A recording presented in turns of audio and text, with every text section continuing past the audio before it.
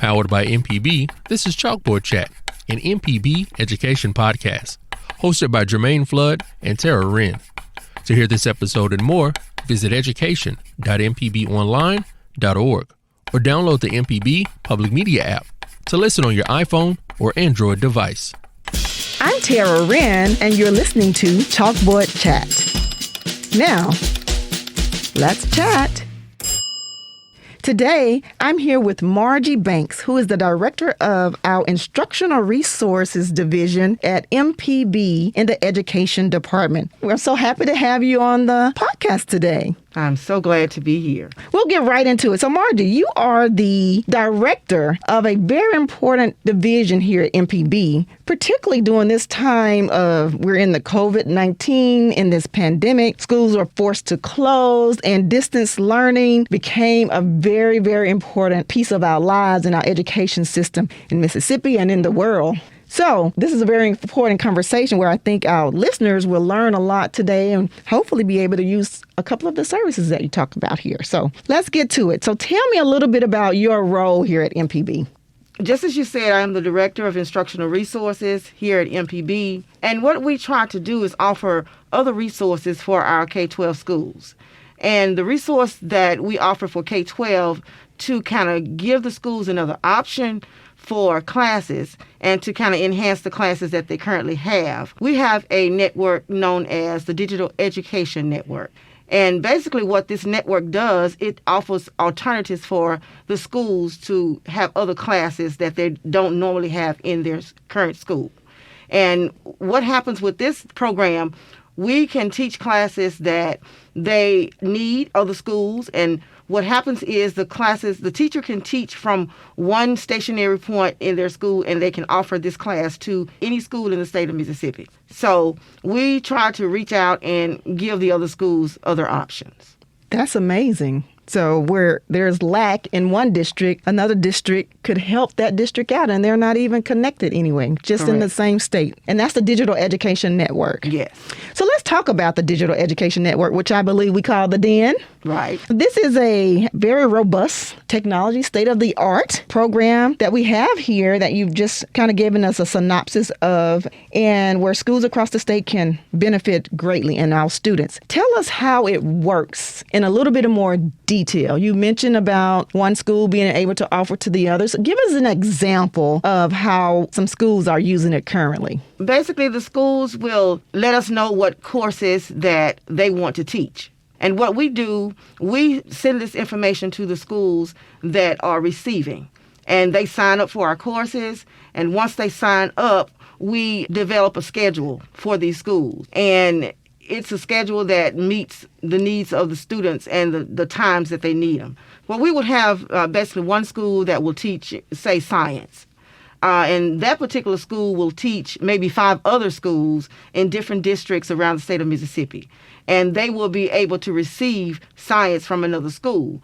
And that's a subject that's needed in a lot of schools because they don't have science teachers actually on site to teach. So we offer that service so that they will have what they need, mostly for the students to graduate. We try to make sure that we offer subject matter that fits the school system and that also will help in graduation and making sure the kids have what they need. So you mentioned science. Are there other key subjects that you see a lot of that schools need where there's a lack in teachers? Yes, we do. We notice that most schools need English. We could also offer English, math, any type of math, algebra, and the subjects that are vocational as well. We may offer ACT prep. We may offer anything that will benefit that particular school. So it's hard to say what subject matter because it differs based on what the schools need each year.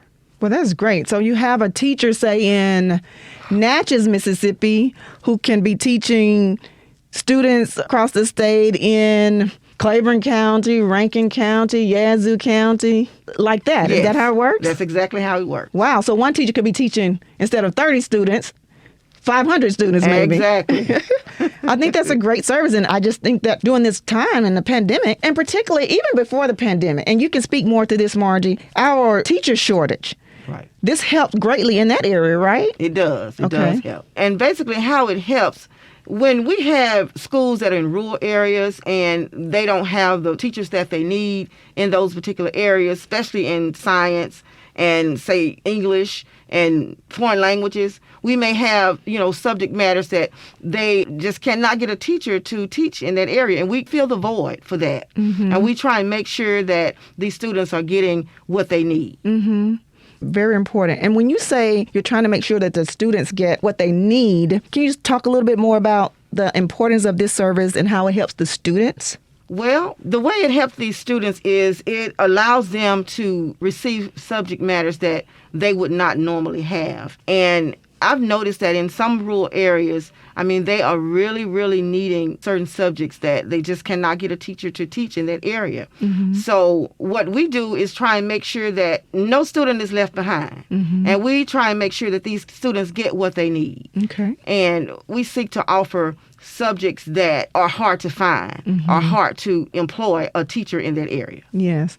And I would imagine that before, a lot of people don't like to go to rural areas, or they don't stay there a long time, and they might move around a lot. Did you find that to be the case? Yeah. Yes, I do. We find that a lot. And now with COVID-19, teachers are retiring, and some just aren't deciding not to go into the profession until things get a little better. And so this service is very helpful for those schools who are looking for teachers, certified teachers in those areas to ensure that their students graduate in some cases, for the most part. That's correct. So tell us how it helps the district. It helps the district on a number of levels. And why I say that is when it comes to economically. These students can receive education that is needful, and there's no charge for it. This service is totally free. And we offer this as a free service to our Mississippi schools. Mm-hmm. And I think that will kind of fill the void and the gap for the teacher shortage. So this is kind of what we're here for. We're here to kind of help fill that void of the subject matter that the schools need, and also the teacher shortage that we've experienced in Mississippi. Absolutely. And I could see how it's useful to the school districts that it saves them a little money not to employ that particular teacher at the time, although, eventually they may need them, but saves a little money at the time. Right. And we have a pool of teachers, right? Yes, we do. So tell us a little bit about how those teachers get in the pool. Okay, it's a nice little plan that we have to gather the teachers that we need to make this plan work. What we do, we send out a survey to our schools in Mississippi, and we basically ask them what would they like to teach for this coming year. And we'll give them the subject matter that we need, and they will try to fill that need. Mm-hmm. So basically, when we send that information out, they'll send us the information back, and we'll put all of it together. Mm-hmm. And that's how we build our schedule. So this semester you might need a science teacher. You might have 5 science teachers in the pool that can teach science or algebra or the ACT prep. So they may not teach, but they are available. And I understand it. Tell me if I'm right or not. If a school is receiving some instructions, they have to provide a teacher for that pool, whether we use them or not, right? Yes. Okay. Yes, that's basically how we build it. Right. Well, that keeps qualified teachers there. So great. So tell us how many schools are participating or have participated. We've had actually, down through the years, we've had over 100 schools to participate in this program. So it has been around quite some time. So we're right now trying to rebuild. Mm-hmm. And if there are schools out there that are interested, in receiving this service, you can definitely contact us, and we'll give you that information later. Okay, that's great. So there's room for participation in the Digital Education Network, where it's really distance learning, and the children are able to go to their classes at the same time they normally would occur through the day, right? Right. That's a plus. Right. So, and then they're taught by a qualified teacher. So why is the program overall so important to the state of Mississippi? Well, overall, I feel that it's important because of the teacher shortage. And we know that we have a great teacher shortage in the state of Mississippi. And this service kind of helps them fill the void and make sure that we have a teacher for all of our students. And by allowing them to have another opportunity to come somewhere else or to another resource to gain what they need. Because otherwise, in some schools, they would not have that service, and they probably would not have that course either. They would have to go online or they would have to find this course. But we try and fill that void so that if a teacher or if a school needs a particular subject, we are there to help out. So you made a good point there. It's live. This is one-on-one interaction when it's happening. So the student is able to talk to the teacher, ask questions. I think I walked in on a class one time and students were doing a presentation in Spanish. So it's really good one-on-one feedback. Yes, it is. So how many courses? Well, we have several courses, and those courses vary depending on what the schools have to offer. Okay. It can go anywhere from Spanish, sign language. I mean, we even offered that at one time. And we have English, math, history, any type of history. I mean, we've offered all types of history. Mm-hmm. And also science. A lot of classes. Yeah, a whole lot of classes. So basically what I'm hearing you say is just based on need, just based on what schools need, and you do that survey, and that makes it work. So if a principal or superintendent or district is listening to our podcast, which we hope they are, and they're thinking, okay, well, I don't have the certified teacher. This gives me the certified teacher. So who manages those students while the class is going along? Well, we have a system where the school employs a facilitator. Okay. And what that facilitator does, she's responsible for the classroom management. She's responsible for keeping up with the students and making sure that they are doing their work. And the teacher is responsible for the subject matter. So in every classroom, in every school that's connected to this course or to this class, they have a facilitator in each room. I mean, that facilitator can be anywhere from a janitor to, because it's just basic things that they're doing. Because we have a certified teacher that's actually doing the teaching. Right. So it could be a substitute teacher. It can be anybody that's capable of just doing basic. For the classroom management piece. Okay. Basic work. Gotcha. And what if there's less homework, and who facilitates the back and forth and ensuring that the homework is received by the teacher and ensuring that the students get the homework to the teacher? That depends. Okay. Basically, it depends on how the teacher has it set up. Because some teachers have online software that manage the homework. The students can upload the homework, or at one time they was actually mailing it. Okay. So I think we're moving a little bit away from that now. So most of it is done online and it's uploaded to the teacher. Well, there are so many platforms, I would imagine that they're using those. Okay, that is absolutely great, Margie. So if principals and teachers, they're interested in this information can be found on the education website, right? Right. And where on that site can you find it? The digital education tab. And our website is education.mpbonline.org. Okay, this seems like such a huge task to manage. And this network of schools all across the state is just very, very large. And who do you get to help you? Do you have any partners in the state to help you? We do, and they are longtime partners. Mississippi Department of Education. And we also have Delta State University. We have teachers from Delta State that teach several of our classes. And so they have been partners with us for the duration of the service? They have been partners with us for at least more than 15, 20 years. Okay. How many teachers do Delta State have that teach the classes? We've had anywhere from 5 to 6 teachers. Okay. Currently, we have 5. Okay. Well, we're certainly happy about this program, the Digital Education Network, and we certainly hope that we can get more schools involved. It's a free service to the state of Mississippi. It's a distance learning service where if there are not certified teachers in the classroom, this certainly helps to fill that gap. It's a great support to our education system. And Margie, we thank you for your service and your team service for helping to make this work seamlessly every day. And sometimes on the weekend. Oh, yeah. As a follow-up to our conversation with Margie, we're going to continue a conversation with Miss Jane Pickett, who is one of those facilitators that Margie spoke about. Hello, Miss Pickett. How are you doing today? I'm doing great. How about yourself? I am doing well. Thank you so much for agreeing to talk a little bit about your role in our Mississippi ELearning for Educators program here at MPB. Not a problem. I enjoy talking about it. Yes, ma'am. So tell us a little bit about yourself. Well, I am currently a semi-retired teacher. I do work 3 days a week in an elementary school. I also teach classes for Mississippi Public Broadcasting and do a little professional development in my school district, and so I guess I'm not really retired. It doesn't much sound like it. Yeah, so you sound like a very busy lady, and I know that MPB is very, very happy to have you as a facilitator. I've been told that you've been a facilitator for Mississippi ELearning for Educators for quite some time.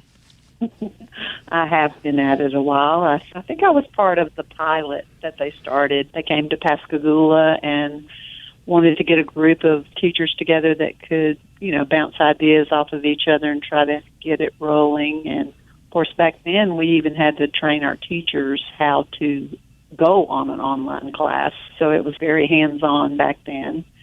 Of course, now our teachers don't really need training to take an online class. It's pretty self-explanatory. We started way back then and still going strong.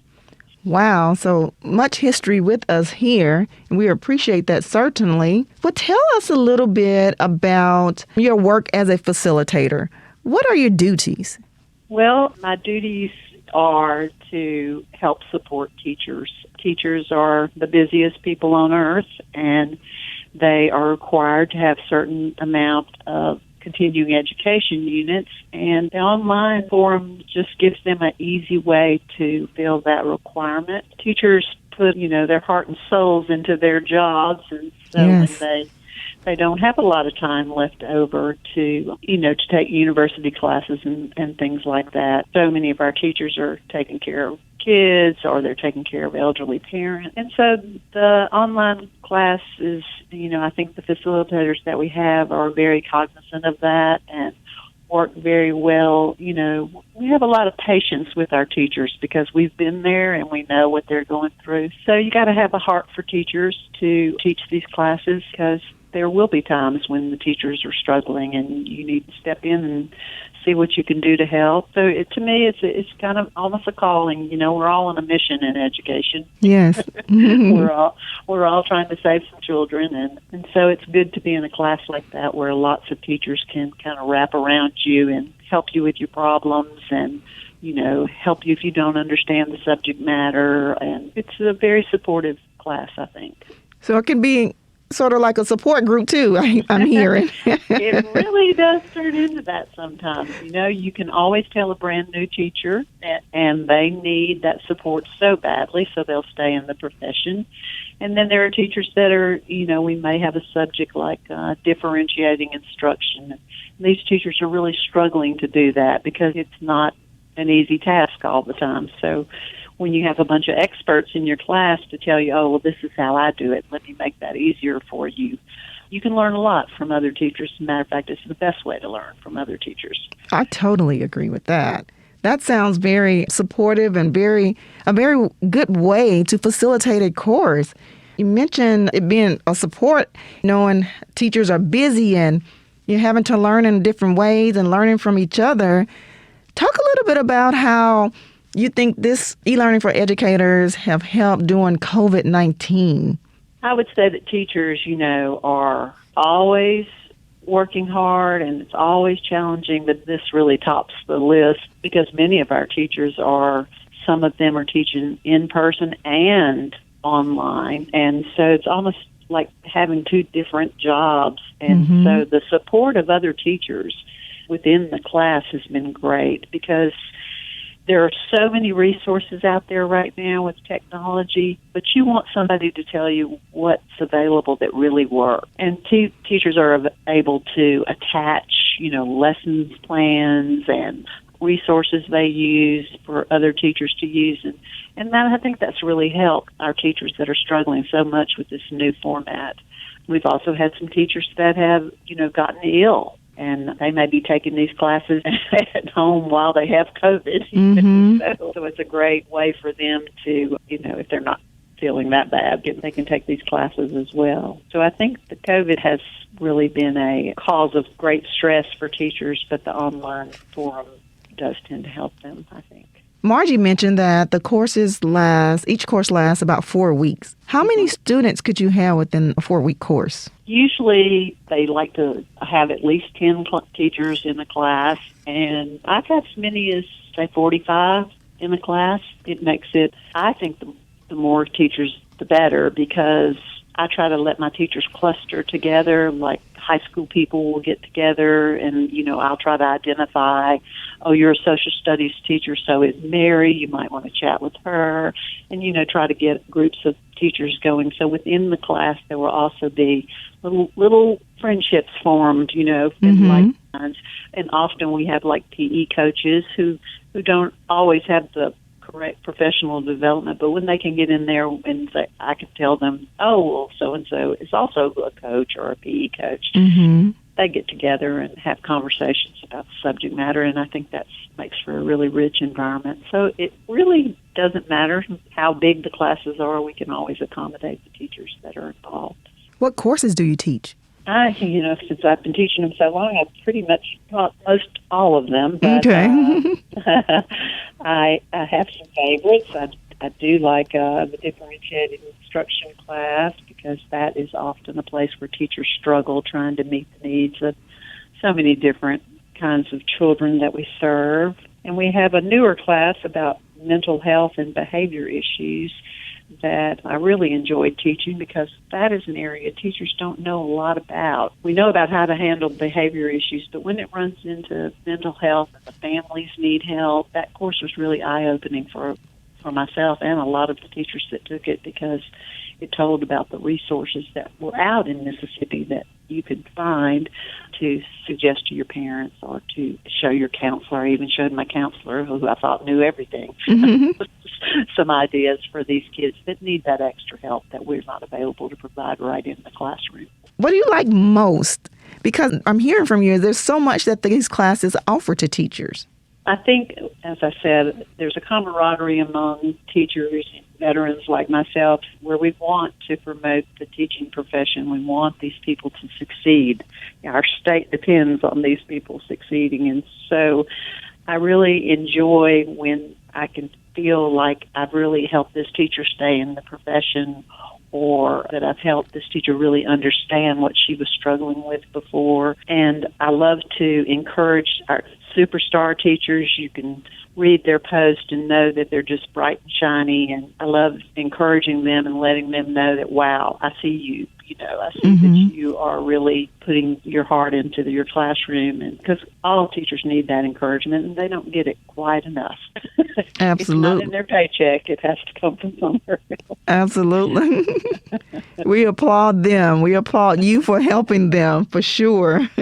But tell me, what is a memorable moment that you've had that's just kind of stuck with you over the years? Oh, let's see. It's been interesting to have a lot of teachers that are trying to decide whether to come back to the classroom. So you have young mothers who may stay out with their kids for a few years, and then when the kids start school, they want to come back to the classroom and they want to get their certification renewed. And so it's kind of like a little challenge to me to see if I can make the classroom sound like I feel it is, to make them want to return to the classroom, because we have quite a teacher shortage going on right now, and getting those teachers that I know seem to still have that spark and want to return. It's always at the end of the class when they tell me, well, I got a job or something like that. I feel really good about that. I'm sure that is a great reward to know that your hard work has been rewarded through someone else, and such a fulfilling thing. You spoke earlier about this kind of being like a mission of yours. And so I wonder, you've stuck around a long time, and the service has been around for more than 20 years. What has made you stick? I don't know if it's old school or if new teachers feel this way, but when you're teaching and you struggle and you get through some problems with your principal or with parents or, all of the many problems, or with a behavior of students, and you know some things, and you can share those with teachers that don't know those things yet. And that, I mean, you can hear it in their voices, you can read it in their posts, that they are really struggling and that they need your help. And, when people need your help, that's what teachers do. Mm-hmm. So I think that's why I stayed at it so long, because there's always somebody in my class that seems to just need that little bit of teacher support to stay in the profession and to be successful with students. It's a great career, but it's not an easy career. Absolutely. But and for the teachers who are taking your class, there's lots of benefits in having a seasoned person with lots of knowledge and lots of resources around. And so MPB and Margie and the team, we're certainly happy to have you to continue to be a facilitator with Mississippi ELearning for Educators here at MPB. Before we go, why do you think it's important that MPB continue to offer this service in the state of Mississippi? I really think there are so many teachers that are trying to make that decision whether to come back to the classroom. They don't want to lose their license. This is a great way for them to get that. And recently I've been having more and more teachers that are actually outside the country that are from Mississippi, and they want to keep that license current, but they're working for maybe an American school in Japan, and they'll come, and boy, that really makes our classes rich when we can talk about what's going on in your country. Wow, that's a whole nother conversation to be had. Yeah, it's really great. And those teachers, usually they're either just left Mississippi or they're heading back to Mississippi, so we're getting those teachers back in, and it's really fun to know that they are going to bring that experience back into our classrooms in Mississippi. Absolutely. Well, thank you, Ms. Jane Pickett, who is a facilitator for Mississippi ELearning for Educators here at MPB Education. Well, I appreciate you having me.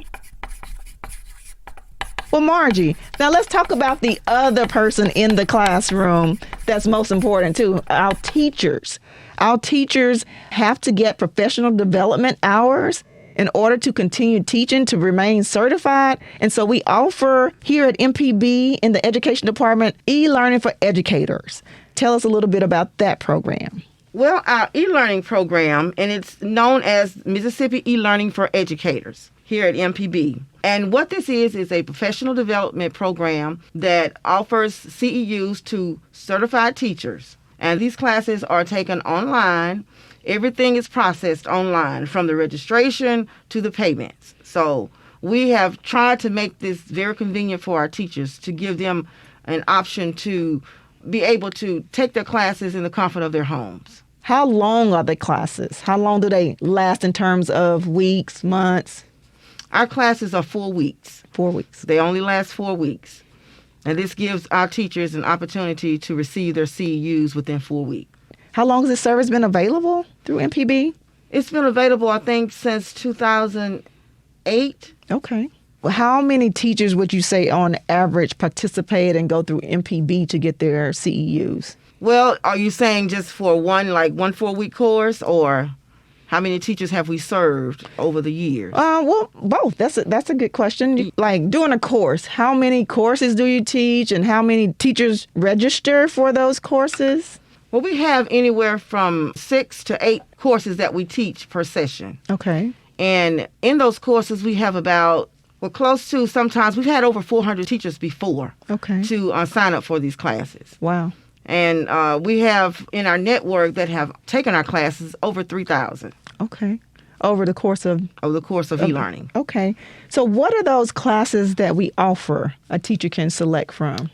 Well, basically, the teacher can select classroom management. Mm-hmm. We have best practices. We also offer Setting the Successful Classroom. That is one of our new courses.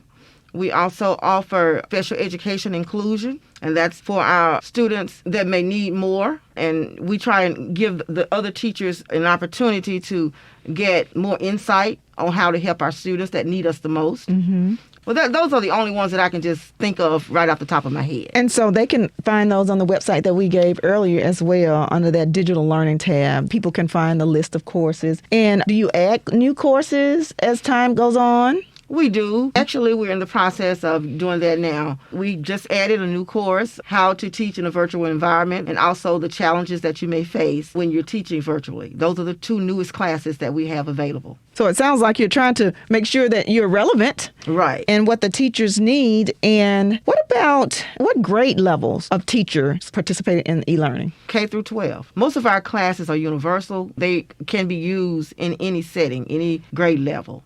In the past, we've had courses that were catered to different levels of school, but right now, most of the classes that we have are universal. And you mentioned earlier a cost. What is the cost of e-learning classes? The cost for each class is $85. Okay. And how do those funds help MPB? Well, basically, we pour all of this money back into this network to better serve our teachers. And basically, it's used to pay our facilitators that are teaching these classes and try and keep everything relevant going forward. So that leads me to my next question. Facilitators. So who's teaching the teachers? The teachers that's teaching the teachers are teachers. Well, basically, the teachers are teaching each other. These are qualified teachers that have had extensive training themselves, and they, have to have certain qualifications in order to teach other teachers. So we make sure that we vet each one of our teachers to make sure that they have what it takes to better serve our teachers that are serving our students. And how many facilitators do you currently have? We have about 10 right now, and we're still building that network of teachers. So you're also looking for those facilitators for e-learning, right? Exactly. Okay. Thank you, Margie. This has been very helpful information. I know that you also have a 2021 course calendar and the schedule with registration deadlines listed. That can also be found on the education website? Yes, they can. Okay. I have been talking with Miss Margie Banks, Director of Instructional Resources here in the MPB Education Department. We're going to continue our conversation about Mississippi e-learning for educators with another facilitator for this wonderful service that Mississippi Public Broadcasting offers. Today, I have also with me Miss Melissa Twiner, who is an educator with JPS and a facilitator for our e-learning service. How are you today, Melissa? I'm doing well, thank you. How are you? I am doing great. First of all, I want to thank you for your service to Mississippi students. Thank you for your service to MPB, to our educators, and you get to teach both sides of the classroom, both sides of the desk, rather. Yes, the best of both worlds. The best of both worlds. Absolutely, absolutely.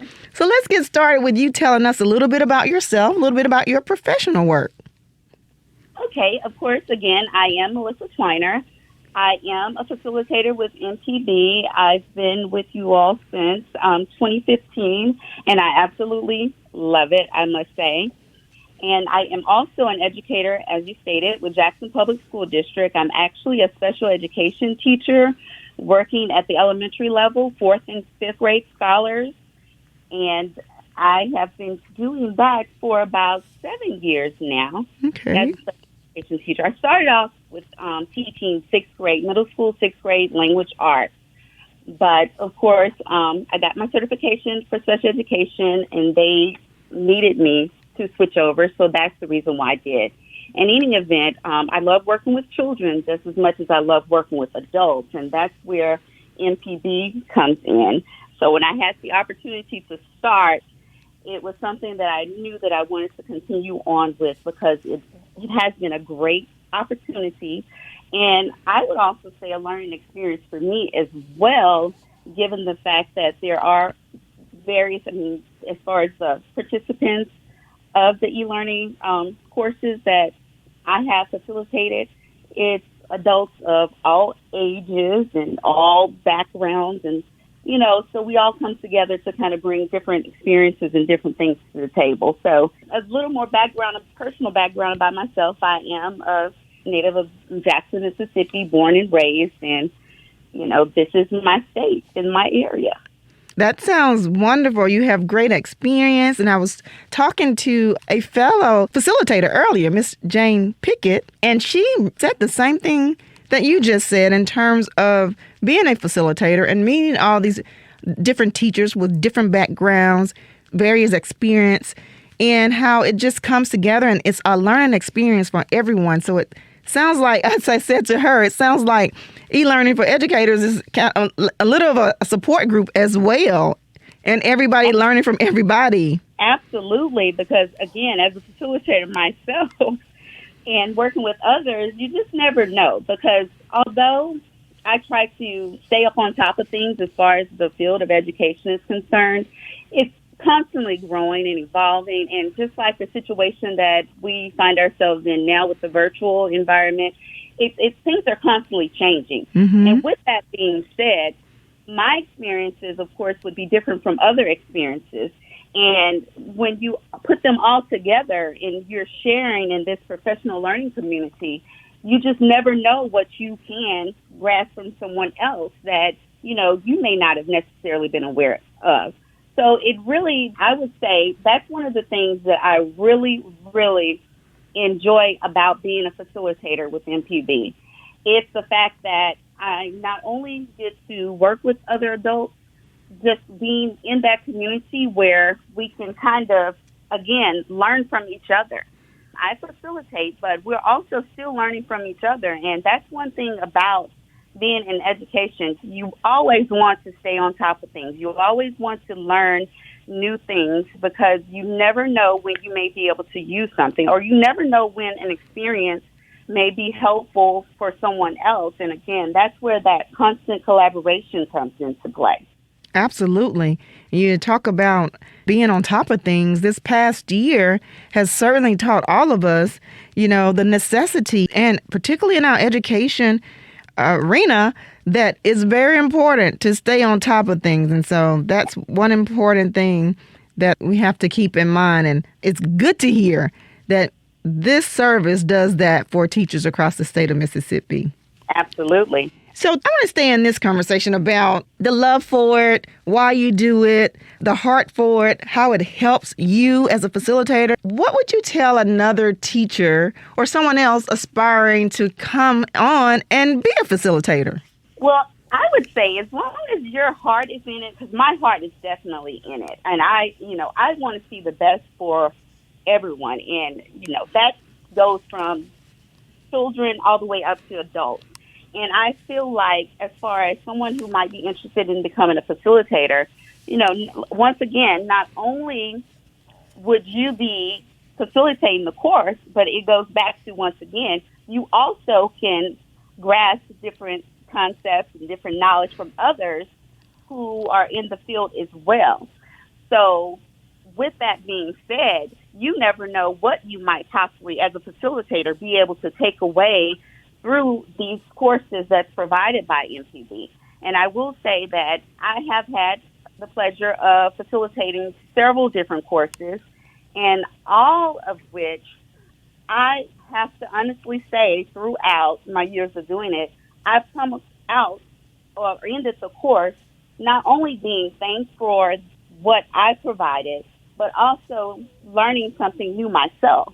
And so that's one of the perks of being a facilitator. One of the perks is that you're definitely going to, because it's, to me, even though it's virtual, it's very hands-on, because you have to make sure that you're participating, you're collaborating, and you, of course, as a facilitator, you have to kind of keep that going. And as you're keeping it going, of course, you're interacting, and again, you're just being able to be really involved in the learning of others, while you also can have the opportunity to learn yourself. Absolutely.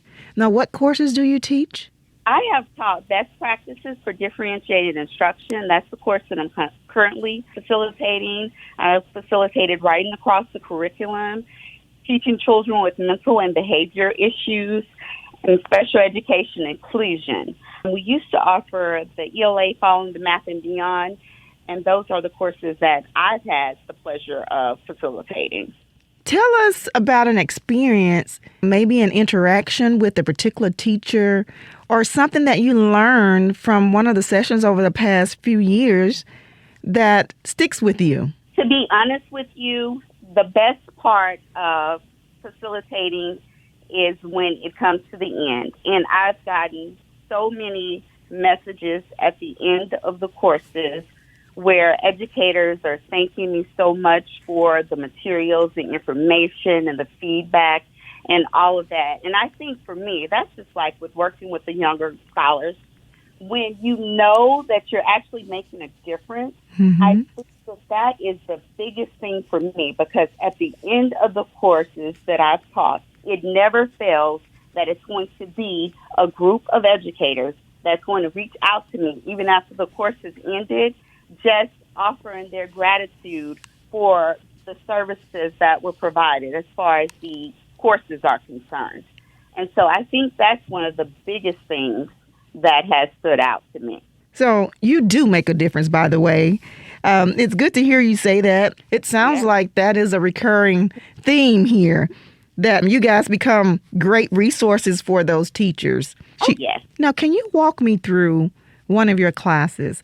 Not necessarily content-wise, but what could a teacher-student, expect when they register for the class and start the class over the 4 weeks?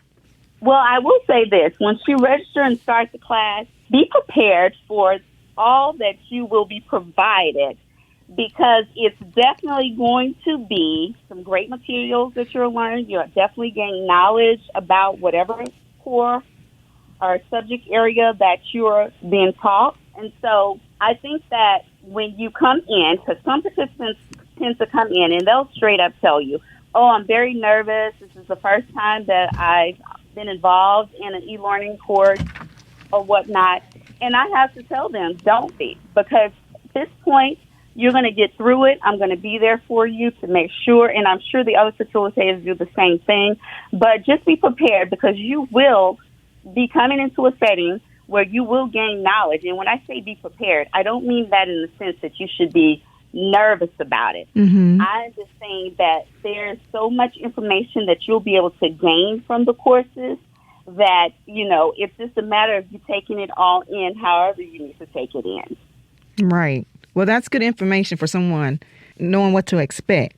I've heard that there are lots of resources, links and documents and websites that you all provide outside of your personal resources that you know about that's not even connected with the class, and your support there are very important to the students.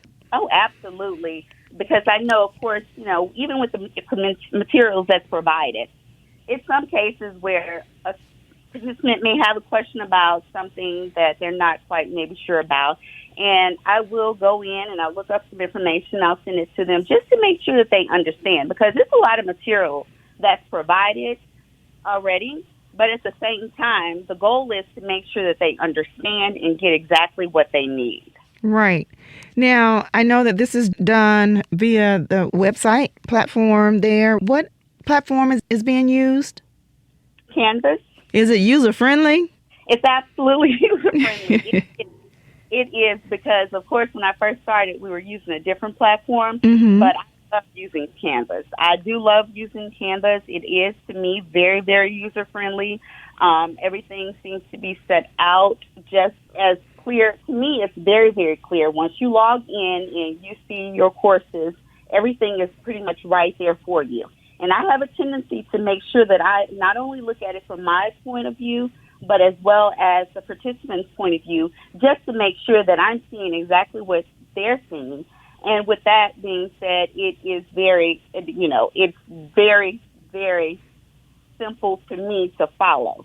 And even for those maybe older participants, I think with Canvas that even with the older participants that may not be so tech savvy, I think that Canvas is definitely a better platform, in my opinion, that we're using for them to even be able to follow through as far as what they need to do. Yes, just a little background. We did, Margie was on earlier. She and I were talking here and telling our listeners about the programs, and we recently transitioned to Canvas because we did an analysis and did a little research and talking to participants and facilitators like yourself, and needed a little more user-friendly to the end user, as well as the facilitators who work on the back end with some of it, a little more user-friendly platform. And so we chose Canvas, and I'm glad to hear you say that you feel like it was the best choice. and it seems to be working fine. So we're happy to hear that. Yes, I agree. Yes. There are lots of services that offer e-learning courses. Why would you tell an instructor or teacher to come and participate with Mississippi E-Learning for Educators? I would say this. I feel like that the courses that we provide, it's like a one-stop educational shop.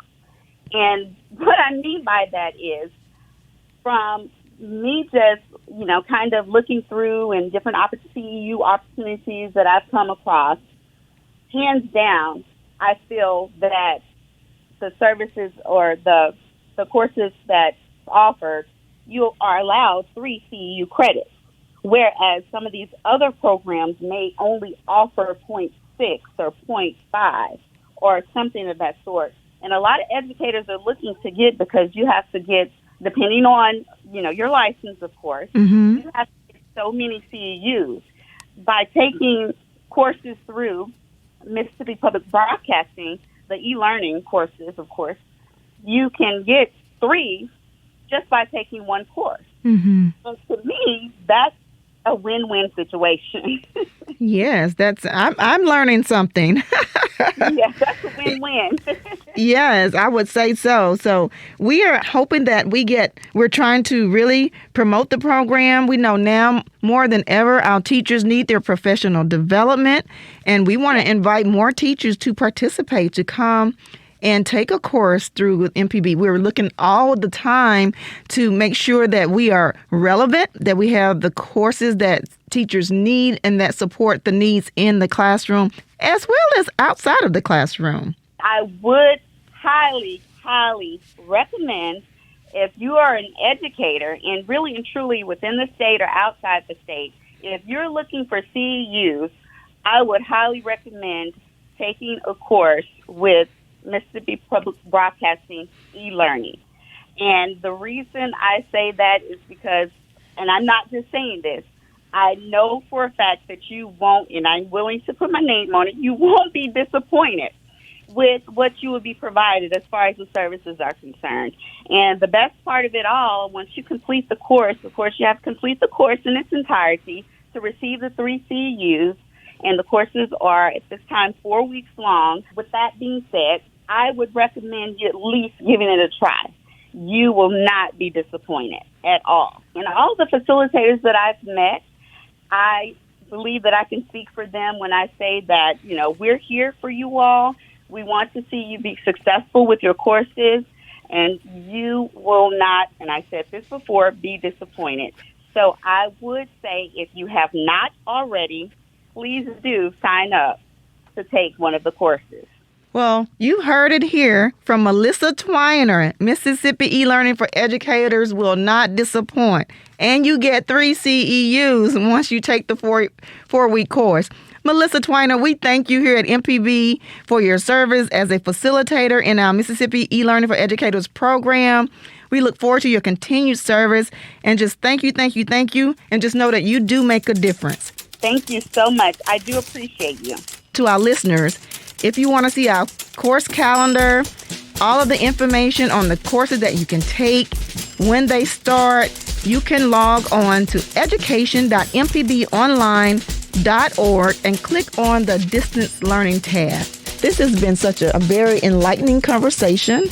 I think that 2 very important services in Instructional Resources Division of E-Learning for Educators in Mississippi, as well as the Digital Education Network that helps our students, particularly those in the rural areas, those who do not have certified teachers.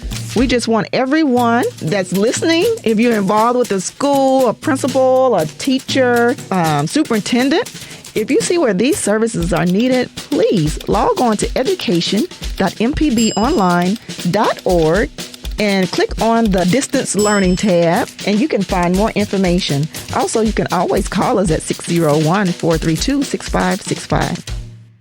I am Tara Wren with Chalkboard Chat. Thank you for listening. You've been listening to Chalkboard Chat, an MPB education podcast. To hear this episode and more, visit education.mpbonline.org or download the MPB Public Media app to listen on your iPhone or Android device. This podcast is hosted with love by ACAST.